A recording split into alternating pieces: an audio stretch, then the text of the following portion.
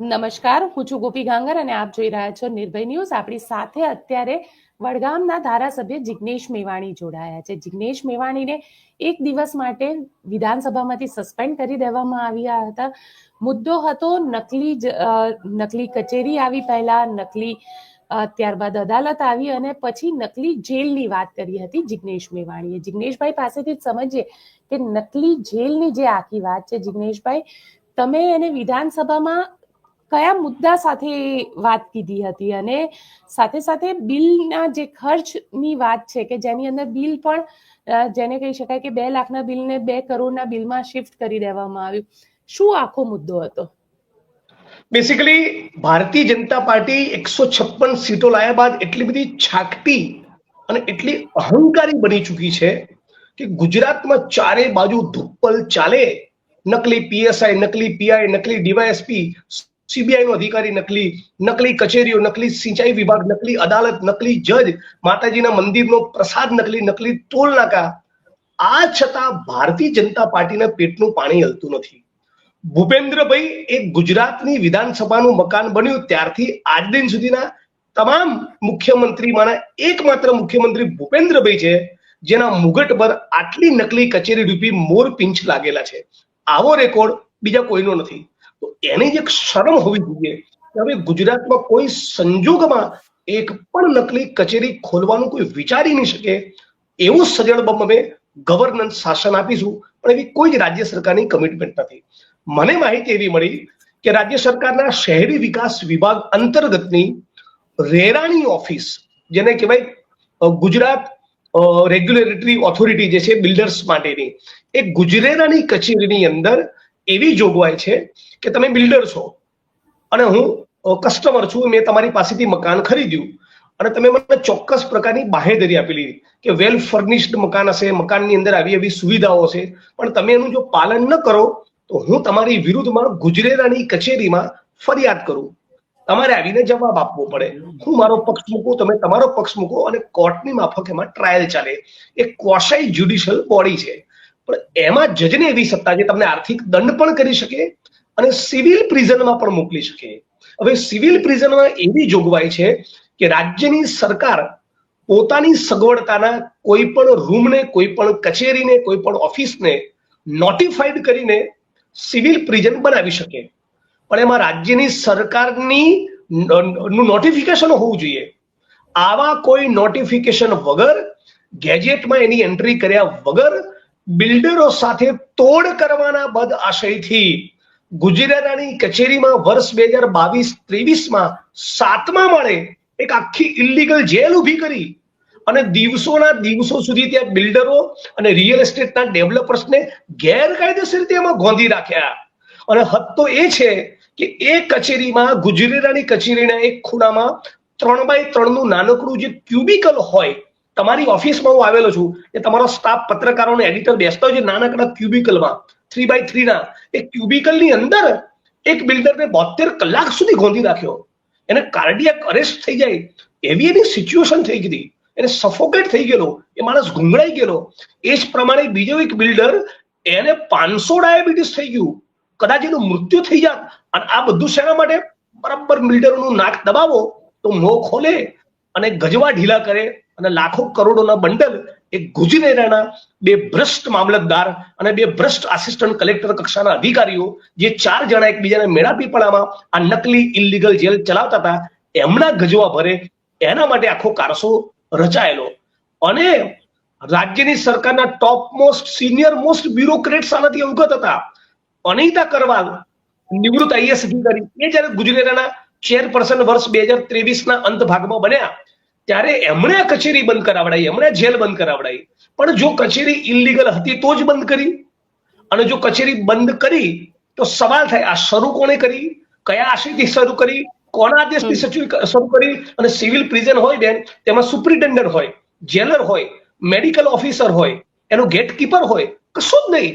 બધું જ હવામાં, બધું જ ધુપ્પલ. એટલે નકલી અદાલત, નકલી જજ અને હવે નકલી જેલ. અને વિધાનસભાના મંચ ઉપર હું બોલ્યો, આમાંની એક પણ બાબત ખોટી હોય તો રાજ્યની સરકારે વિધાનસભાના મંચ ઉપર મને એક્સપોઝ કરવું જોઈએ, કહેવું જોઈએ કે જિગ્નેશભાઈ ખોટી રજૂઆત કરી. મારી વિરુદ્ધમાં પ્રેસ કોન્ફરન્સ કરવી જોઈએ રાજ્યના પ્રવક્તા મંત્રીએ, કશું જ નહીં. પણ મતલબ ઋષિકેશભાઈએ વાંધો તો ઉપાડ્યો જ ને, ઋષિકેશભાઈએ વાંધો ઉપાડ્યો, તમને સસ્પેન્ડ કરવામાં આવ્યો. ઋષિકેશભાઈએ વાંધો એ ઉપાડ્યો કે પેલા જે નકલી બિલની મેં રજૂઆત કરી કે ચુનાવ આયોગની બાબતમાં તમે કેટલીક રજૂઆતો વિધાનસભાના મંચ ઉપર કરી શકતા નથી, એટલે મેં કહ્યું નકલી બિલોની વાત કરું છું. શું છે નકલી બિલો? તમામ તમારા દર્શક મિત્રોને, સમગ્ર ગુજરાતની જનતાને જણાવું, 2024ની જે પાર્લામેન્ટની ચૂંટણી થઈ એ ચૂંટણીનો જે ખર્ચ હોય એમાં ટેન્ડર બિલ અને નોન ટેન્ડર બિલ એ બે પ્રકારની કેટેગરી હોય છે.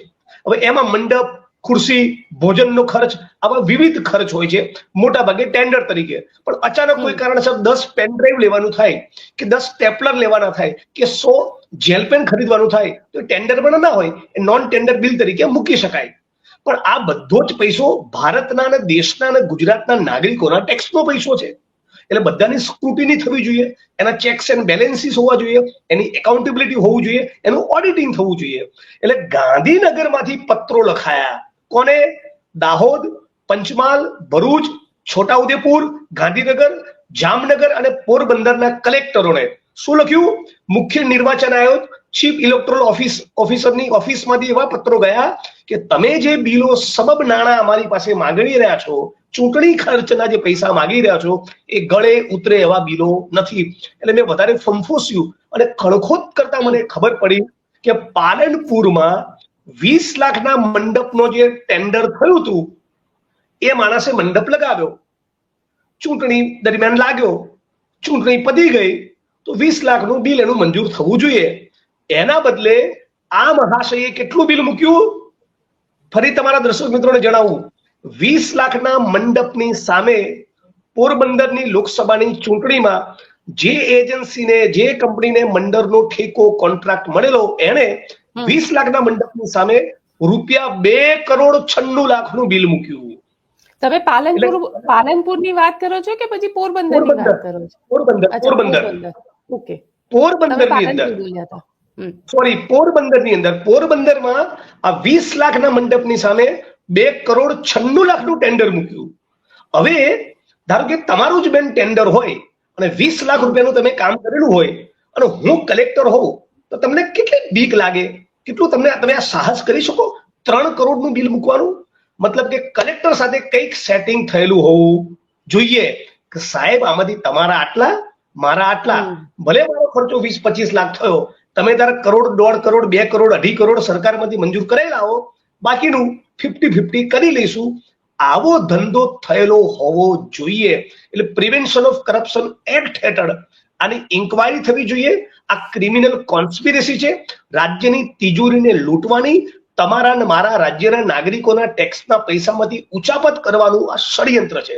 બીજું એક બિલ એમાં કેવું કે બહારથી આવેલા ઓબ્ઝર્વર એના 12,000ના કપડા ધોવાનું બિલ, રાઈટ? ચિકન ને બધી નોનવેજની આઈટમ્સ ખાધી છે, બરાબર, હું બી નોનવેજ ખાતો હોઉં છું, પણ આ લોકોએ એના રસોઈયો જે હતો એનું 30,000નું બિલનું પેમેન્ટ કર્યું. મતલબ કે તમે 2 આમલેટ ઓર્ડર કરી તો 2 આમલેટના જે પૈસા થતા હોય એ નહીં ચૂકવવાના, એ તો ચૂકવવાના જ, પણ એની સાથે સાથે જે આમલેટ બનાવીને લાવ્યો હોટલ વાળો એનો પગાર બી આપણે કરવાનો. અરે એનો હોટલનો માલિક એનો પગાર નથી કરતો તો તમે અમારા ટેક્સના પૈસાથી એનો પગાર કરો છો. 16,000 રૂપિયાના ડ્રાયફ્રૂટ ખાઈ ગયા. 4 વ્હીલર જે હોય નેતાઓની, મંત્રીઓની, એમની ગાડી પર સાયરન હોય, એવી સાયરન ચૂંટણીમાં કોઈ ગાડી પર લગાડવાની છે. બજારમાં સ્ટાન્ડર્ડ ક્વોલિટીની સાયરન 6,000 રૂપિયામાં આવે. એ 6,000 રૂપિયાની સાયરન એક વાર ખરીદી તો વર્ષ, 2 વર્ષ, 3 વર્ષ ચાલે, પણ માની લો ખાલી વર્ષ જ ચાલે, ખર્ચો 6,000નો. 6,000ની સાયરનની સામે ભાડે લાયા અને ભાડું ચૂકવ્યું 60,000. આ ધંધા લોકો કરી રહ્યા છે. એટલે આખા ગુજરાતમાં આવો ધંધો થયો છે. દાહોદમાં, પંચમહાલમાં, મહીસાગરમાં, છોટાઉદેપુરમાં, ભરૂચમાં. અચ્છા, જામનગરની અંદર તો એવું બિલ મૂક્યું કે એક દિવસ એક સરકારી કર્મચારીએ 90 લીટર ઈંધણ વાપર્યું. Can you believe? 10ની એવરેજ ગાડી આપતી હોય, 90 લીટર, એટલે એક વ્યક્તિએ એક જ વિધાનસભા ક્ષેત્રમાં 900 કિલોમીટર ગાડી ચલાવી. એવું કયું કામ હોય? મામલતદારને, પ્રાંત અધિકારીને, કલેક્ટરને, ઓબ્ઝર્વરને, ક્લર્કને, પ્યુનને, ઓફિસરને કોઈ પણ આવું કામ હોતું નથી. હું 2 વાર ચૂંટણી લડ્યો, ચૂંટણી નહોતો લડ્યો તારે પણ ચૂંટણી જોઈ છે. કોઈ પણ એવું કર્મચારીને હું નથી માનતું 50 કિલોમીટરથી વધારે ગાડી ફેરવવાનો વારો આવે, છતાં તમે 100 કિલોમીટર ગણો.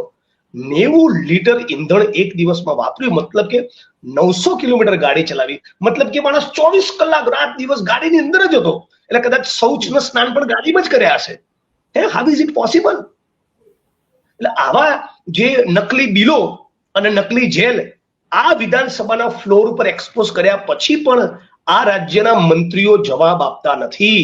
મતલબ કે અમે ગુજરાતને લૂંટીશું, લૂંટાવા દઈશું એવું ભારતીય જનતા પાર્ટી ઠાણીને બેઠી છે. અને વિધાનસભા જે ગુજરાતની જનતાના પ્રાણ પ્રશ્નોની ચર્ચા કરવા, ગુજરાતની જનતાના પ્રશ્નો ઉજાગર કરવા માટેનું જે હાઈએસ્ટ પ્લેટફોર્મ છે, એ પ્લેટફોર્મ ઉપર કોઈ વિપક્ષનો નેતા આ સવાલો પૂછતો હોય, આ એલિગેશન્સ કરતો હોય, તો રાજ્યની સરકારનો ખુલાસો કરવાની પણ દરકાર લેતી નથી. અને મેં જે કંઈ પણ કીધું છે, એવરીથિંગ ઇઝ ઓન રેકોર્ડ, બધું રેકોર્ડ ઉપર છે. એને રેકોર્ડ ઉપરથી પણ હટાવવામાં આવ્યું ને પછી તો ના, પછી નથી હટાવી શકે. હું વેલમાં ઘૂસી ગયો એટલા માટે જ કે તમે મારી સ્પીચને કારણ પર તમે સત્યને છુપાવવાની કોશિશ કરશો એ નહીં ચાલે. તમારે કેમ છે કુરડીમાં ગોળ ભાગો છે? તમારે 20 લાખના મંડપવાળાને ખરેખર 3 કરોડ ચૂકવવા છે તો તમે મારી સ્પીચને રેકોર્ડ પરથી ડિલીટ કરો. એટલે ગુજરાતની જનતાએ સમજવાનું એ છે કે કોઈ ઇલેક્ટેડ રેપ્રેઝેન્ટેટિવ, કોઈ ચૂંટાયેલો જનપ્રતિનિધિ સ્કેમ એક્સપોઝ કરતો હોય તો એની નોંધ લઈ એમાં સુધાર કરવો અને કસૂરવાર અધિકારીઓને જેલના સળિયા પાછળ મોકલવા, એ તો નથી. ઉલટું મારી સ્પીચ રેકોર્ડ પરથી ડિલીટ કરવાનો કાલ પ્રયત્ન કર્યો ઋષિકેશભાઈએ. એટલે આ પ્રમાણે આખી પરિસ્થિતિનું નિર્માણ થયું છે. મને મળેલી શુદ્ધ જાણકારી પ્રમાણે આ ઇલીગલ જેલમાં જે લોકો ઇન્વોલ્વ હતા એમાંથી 2 અધિકારી મામલતદાર કક્ષાના, એમનું ડેપ્યુટી કલેક્ટર તરીકેનું પ્રમોશન થઈ ગયું અને એક મહિલા અધિકારીને આઈએસ બનાવ્યા તાજેતરમાં. અને વિધાનસભાના મંચ ઉપર બોલ્યો એની પહેલા 3 સેક્રેટરી, સિનિયર મોસ્ટ આઈએસ અધિકારીને ફોન કરીને આખી વસ્તુની મેં જાણ કરેલી. વિધાનસભાનું સત્ર શરૂ થાયની પૂર્વે કે આ વસ્તુમાં તમે ઇન્કવાયરી કરાવો, આ લોકોને સસ્પેન્ડ કરો, આમની સામે એફઆઈઆર કરો, આમની તો ધરપકડ થવી જોઈએ. નકલી જેલ બનાવનારાને સાચી જેલની પાછળ મોકલવા જોઈએ. એના બદલે 2 મામલતદારને ડેપ્યુટી કલેક્ટર બનાયા, એક આસિસ્ટન્ટ કલેક્ટર કે અધિક કલેક્ટર કક્ષાની વ્યક્તિને આઈએસ તરીકેનું પ્રમોશન આપ્યું. એટલે ખુલ્લે આમ ભ્રષ્ટાચારે માજા મૂકી છે આ ભાજપના શાસનમાં. અને ભારતીય જનતા પાર્ટીની સરકાર, એમના મંત્રી, રાજ્યના મૃદુ મુખ્યમંત્રી આ મુદ્દે બિલકુલ મક્કમ થવા માંગતા નથી. પણ જિગ્નેશભાઈ, તમને તો સસ્પેન્ડ કરી દેવામાં આવ્યા. આ આખા મુદ્દા બાદ તમને એક દિવસ માટે સસ્પેન્ડ કરી દીધા. તો મને સસ્પેન્ડ કરવાથી શું ફરક પડશે? આજે પાછો ફરી આવી ગયો, આવતીકાલે ફરી બોલવાનો છું. મેં જે મુદ્દા ઉપસ્થિત કર્યા છે સરકાર એનો જવાબ આપે, ઇન્કવાયરી કરાવડાવે. અને જે પેલું 20 લાખના મંડપના બદલે 3 કરોડનું બિલ મૂક્યું, એ એજન્સીને તો બ્લેકલિસ્ટ કરવી જોઈએ પોરબંદર કલેક્ટરે. એના બદલે સ્થાનિક સ્વરાજની ચૂંટણીમાં વગર ટેન્ડરે ફરી એને કોન્ટ્રાક્ટ આપ્યો. એમની હિંમત જુઓ, આટલા છાકટા બની ગયા છે. તમને શું લાગે છે કે આ બધું જે કરવામાં આવી રહ્યું છે કોણ કરી રહ્યું છે? અધિકારીઓ કરી રહ્યા છે કે નેતાઓ સાથે? નેતાની મિલીભગત વિના શક્ય જ નથી. અધિકારીઓ અને નેતાની મિલીભગત વિના શક્ય નથી. પણ દલીલ ખાતર માનીએ કે ભારતીય જનતા પાર્ટીના કોઈ નેતા ઇન્વોલ્વ નથી, ધારો કે 1 સેકન્ડ માટે માની લઈએ. પણ હવે જ્યારે મેં સ્કેમ એક્સપોઝ કર્યું પછી તો તમે એમને ઘર ભેગા કરો. જો તમારી નિયતમાં ખોટ ન હોય, ભારતીય જનતા પાર્ટીની સરકાર અને નેતાઓની નિયતમાં ખોટ ન હોય, તો 3 કરોડના બનાવટી બિલ રજૂ કરનારાની સામે ગુનો દાખલ કરો, કલેક્ટરની ઇન્કવાયરી કરો. જામનગર અને પોરબંદર કલેક્ટર બંનેને સસ્પેન્ડ કરવા જોઈએ. અને બીજા જેટલા પણ કલેક્ટરો આવું ધુપ્પલ ચલાવે છે બધાની સામે કાર્યવાહી થવી જોઈએ. શેના માટે તમે ગુજરાતની તિજોરીને લૂંટી રહ્યા છો? પણ સવાલ અહીંયા એ ઉભો થઈ રહ્યો છે, તમે કહી રહ્યા છો કે ગુજરાતની તિજોરીને લૂંટી રહ્યા છે, પરંતુ આ પ્રકારના ભ્રષ્ટાચારો, આ પ્રકારનું નકલી વાળું જે આખું તંત્ર છે, એ નકલી કચેરીથી લઈને નકલી કોર્ટથી લઈને નકલી જજ સુધી બધું જ નકલી મળે છે. ક્યાંય અત્યાર સુધી તો એક્શન થઈ નથી. બિલકુલ. એટલે ક્યાંય અત્યાર સુધી એક્શન કરતા નથી. એનો મતલબ એમ કે તમે પત્રકાર તરીકે અને અમે વિપક્ષ તરીકે આપણે આવું એક્સપોઝ કરીએ, સરકારના પેટનું પાણી હલતું નથી. મતલબ કે સરકારની કોઈ નિષ્ઠા, કોઈ નિસ્બત કે કમિટમેન્ટ નથી કે અમે ખોટું ચલાવીશું નહીં, કેમ કે બધા જ પાપમાં એ લોકો સામેલ છે. આખી સિંચાઈ વિભાગની આખી કચેરી નકલી પકડાઈ, બધાનો સેલરી ગાંધીનગરથી થતો હતો. બને શક્ય છે કે ગાંધીનગરના ટોપના બ્યુરોક્રેટ્સ અને મંત્રીઓને, ધારાસભ્યોને, સાંસદ સભ્યોની જાણ ન હોય? તમે 10મા 12માના વિદ્યાર્થીને પૂછો તો પણ કહી દે કે સરકારની જાણ બહાર આ શક્ય જ નથી. આટલી બધી નકલી કચેરીઓ, આ તો હજી સુધી સારું છે કે નેશનલ મીડિયાએ આ મુદ્દો ઉપાડ્યો નથી, નહીતર જગતના ચોકમાં દેશની સામે ગુજરાતની આબરૂ નીલામ થઈ જાય કે તમારા ગુજરાતમાં શું ધંધા ચાલી રહ્યા છે. 72,000 કરોડનું ડ્રગ તો ખાલી આપણી કોસ્ટ લાઇન ઉપર પકડાયું. અને સરકાર ફાંકો મારતી હતી, જોયું? અને આટલું ડ્રગ્સ પકડીએ છીએ, અને શરમ આવી જોઈએ. આટલું ડ્રગ્સ આવે છે એની શરમ હોવી જોઈએ. આ એના જેવી વાત છે. જોયું, અમે 32 બહેનો પર બળાત્કાર થયો તેના આરોપીની ધરપકડ કરી, પણ શરમ આવી જોઈએ 32 બહેનો પર બળાત્કાર કેમ થયો? એના જેવી વાત છે. એટલે ભ્રષ્ટાચારના મુદ્દે આ લોકોની કોઈ જ કમિટમેન્ટ નથી. જય શ્રી રામ બોલી સમાજને હિન્દુ મુસલમાનમાં વિભાજિત કરી, તલવારો ત્રિશુલો વેચી 156 સીટો લાવી આ લોકો એકદમ છાકટા બની ગયા છે. અને હું સતત આપના માધ્યમથી કહેવા માંગુ છું કે ક્યાંય પણ આવી ભ્રષ્ટાચારની માહિતી મળે તો દરેક નાગરિકે પોતાના ગામમાં, પોતાના તાલુકામાં, પોતાના જિલ્લામાં બોલવું જોઈએ, લખવું જોઈએ, લડવું જોઈએ. આ દરેકનું નાગરિક તરીકે કર્તવ્ય છે. તમે કહી રહ્યા છો કે આ મુદ્દા ઉપર બોલવું જોઈએ, લખવું જોઈએ, કરવું જોઈએ, પણ રાહુલ ગાંધી આવ્યા હતા ગુજરાત અને રાહુલ ગાંધીએ કીધું કે અમારા કોંગ્રેસના જ નેતાઓ ભાજપના નેતાઓ સાથે મળેલા હોય છે. એ બધાનો નિકાલ થશે ને, અને મોટા ભાગનો થઈ બી ગયો છે. મોટા ભાગના જે બી ટીમના માણસો હતા એ બધા કૂદીને સામેના કેમ્પમાં જતા રહ્યા છે. હજી જે 2-5 બચ્યા હશે એનો પણ આવનારા મહિનામાં કાર્યક્રમ થવાનો જ છે. સારું થવાનું છે. વિપક્ષની પોઝિશન ગુજરાતમાં મજબૂત બનશે અને ગુજરાતની જનતા માટે સારું છે. કારણ કે 22ની ચૂંટણીમાં જે રિઝલ્ટ આવ્યું એ પછીનો આખો રિપોર્ટ હતો એ તો તમે અભરાઈએ ચડાવડાવી દીધો હતો કોંગ્રેસે.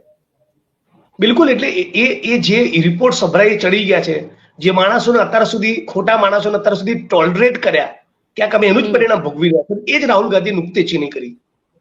અને એટલે આશા રાખું છું કે એઆઈસીસી પણ આનો પૂરતો કોગ્નિઝન્સ લેશે ને આવા બધા માણસોને ઘર ભેગા કરશે. પણ મૂળ સરકાર અત્યારે આ અધિકારીઓને ઘર ભેગા કરે એ વધારે જરૂરી છે. કેમ કે જયારે વિધાનસભાના ફ્લોર પર કોઈક માણસની રજૂઆત કરે એવિડન્સ, છતાં સરકાર બોલે નહીં, મતલબ એમ કે સરકાર ક્યાંક ને ક્યાંક ભ્રષ્ટાચારમાં ઇન્વોલ્વ છે, ભ્રષ્ટાચારમાં લિપ્ત છે. તમે કહી રહ્યા છો કે વિધાનસભાના ફ્લોર ઉપર બોલે પણ કઈ કોગ્નિઝન્સ ના લેવામાં આવે. સૌથી મહત્વની વસ્તુ એ છે કે કોંગ્રેસના નેતાઓ ઘણા બધા એવા મુદ્દા ઉપાડે છે પણ ખરા, પણ એ મુદ્દાઓને ક્યાંય કહેતા, ક્યાંય કોગ્નિઝન્સ જ નથી લેવાતો. સરકાર એના ઉપર કોઈ કામ જ નથી કરતી. સાચી વાત છે. એવા મુદ્દાઓને લઈને કોંગ્રેસના નેતાઓ જમીન પર ક્યારે ઉતરશે? તો પછી જમીન પર તો ઉતરી છે ને, જમીન ઉપર જ લડીએ છીએ ને. એ રાજકોટના અગ્નિકાંડનો મુદ્દો હોય, પાંડિયન સામે લડવાનું હોય, મહીસાગરમાં લડવાનું હોય, ભૂમિનો ફાળવેલી જમીનોના મુદ્દા હોય, બધા જ મુદ્દે લડીએ છીએ. પણ વધારે તાકાતથી લડવાની જરૂર છે એવું તમે કહો તો એ ક્રિટિસિઝમ મને કબૂલ છે. એ વાત 100% સાચી છે. વિપક્ષે વધારે એગ્રેસિવ થવાની જરૂર છે, વધારે નિષ્ઠાથી લડવાની જરૂર છે, વધારે વ્યાપક મુદ્દાઓ પર લડવાની જરૂર છે. એમાં હું સહમત છું ને એમાં કરીશું. પણ આજે અત્યારે વાત વિધાનસભાનું સત્ર ચાલુ છે, એ સત્ર પૂરું થાય એની પહેલા ભારતીય જનતા પાર્ટી બળાત્કારના આરોપી ગજેન્દ્રસિંહ પરમારની ધરપકડ કરીને બનાવે અને આ નકલી જેલ અને નકલી બિલો રજૂ કરનારા અધિકારીઓને જેલ ભેગા કરે. આ પહેલી વાત થવી જોઈએ. બિલકુલ જિગ્નેશભાઈ, આપ અમારી સાથે જોડાયા તેના માટે આપનો ખૂબ ખૂબ આભાર. તો આપ શું વિચારો છો મને કોમેન્ટ બોક્સમાં ચોક્કસથી લખીને જણાવજો અને અમારી ચેનલ નિર્ભય ન્યૂઝને લાઇક, શેર અને સબસ્ક્રાઇબ કરવાનું ભૂલશો નહીં. આભાર.